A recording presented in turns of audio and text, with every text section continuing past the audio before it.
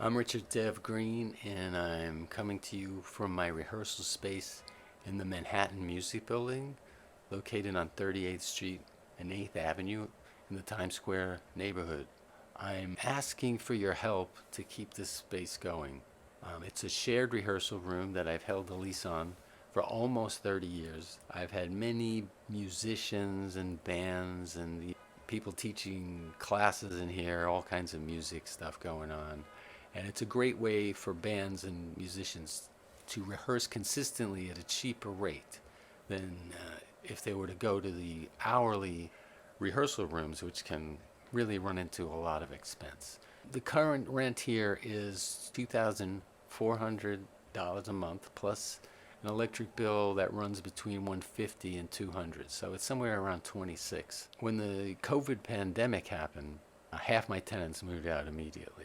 I just told the landlord, look, I can't pay the rent anymore. And he suggested that I just collect what I could from month to month, and he would accept that, and hopefully things would get back to normal. I agreed to that arrangement with the understanding that I could not pay any accrued back rent. And that went on for a lot longer than anyone thought it would, as you know. Here we are, 3 years later, and things have really not gotten back to normal.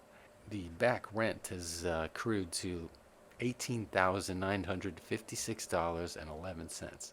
The landlord has made me an offer that he would reduce my rent to about what I've been pulling in for the past couple of years if I would make a fundraising effort and try to pay a significant amount of that back rent down.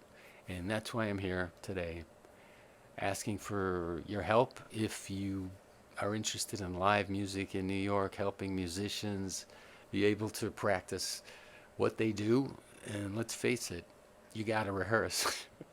And the more you rehearse, the better your gig will be, the better your shows are going to be. And these days, it's tough because there's not as many venues.